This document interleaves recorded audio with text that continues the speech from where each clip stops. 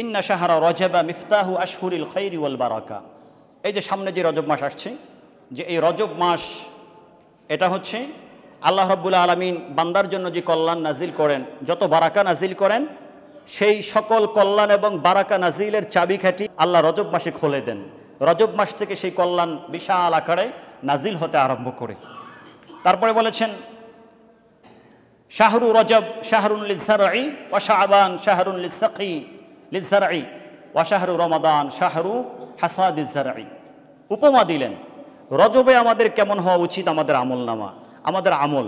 তারপরে শাবান মাসে আমাদের আমল কেমন হওয়া উচিত, এবং রমজান যেটা তৃতীয় মাস, এখন থেকে 2 মাস পরে যেটা আসবে, সেটাই কেমন হওয়া উচিত। উপমা দিয়ে এখানে বুঝিয়ে দিলেন। যেমন ধরেন কৃষক, তিনি জমিনের মধ্যে চাষ করলেন 1 মাসে, ফসলগুলো যখন একটু বড় হলো, আরেক মাসে তিনি কি করলেন, পানি দিলেন। 2 মাসে আপনার জমিন প্রস্তুত হয়ে গেল। তৃতীয় মাস যখন আসলো, আপনার ওই ইয়ের মধ্যে, গাছের মধ্যে, জমিনের মধ্যে ফলন চলে আসলো। তৃতীয় মাসে তিনি ফলগুলো কাটতে আরম্ভ করলেন। তৃতীয় মাসের মাথায় তিনি ফলগুলো ভোগ করতে আরম্ভ করলেন। তো ঠিক রজব মাসে মুসলমানগণ, মুমিনগণ, ওনারা আমলের বীজ বপন করতে আরম্ভ করবেন। ওনারা ভালো কাজের বীজ বপন করতে আরম্ভ করবেন, আমলের বীজ বপন করতে আরম্ভ করবেন। শাবান মাসে ওই বীজকে ভালো করে পরিচর্যা করবেন, কারণ বীজ এখন অঙ্কুর হয়ে, বীজ এখন বড় হয়ে গেছে, গাছে রূপান্তরিত হয়েছে। এই জন্য পানি দিয়ে আরও যেভাবে দরকার সেটাকে পরিচর্যা করবে। অর্থাৎ শাবান মাসে আসলে আমলের পরিমাণ আরেকটু বাড়িয়ে দিতে হবে, আরেকটু বাড়াবেন, আরেকটু, যেটা রজব মাসে 1 মাস ব্যাপী করেছেন।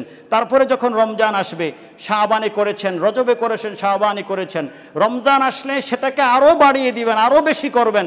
রমজান যখন শেষ হয়ে যাবে, যখন ঈদ চলে আসবে, ঈদের মাধ্যমে এই 3 মাসে যা করেছেন সব কিছুর পুরস্কার ঈদের ময়দান থেকে যখন বাড়িতে যাবেন, রব্বে কারিমের দরবার থেকে নিয়ে যাবেন। সুবহানাল্লাহ।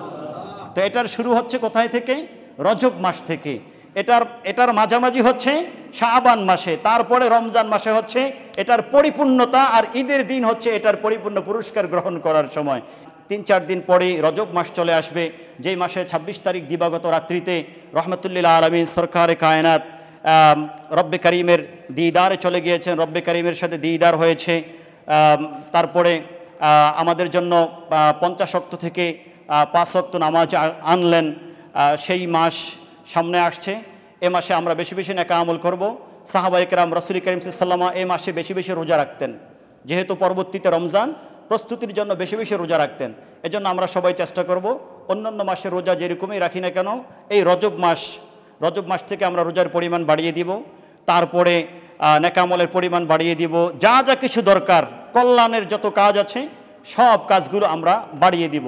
এবং আমাদের সন্তান যারা আছে, ছোট্ট ছোট্ট সন্তান, তাদেরকেও আমরা রজব মাস থেকে নফল রোজার প্রশিক্ষণ দিতে আরম্ভ করব।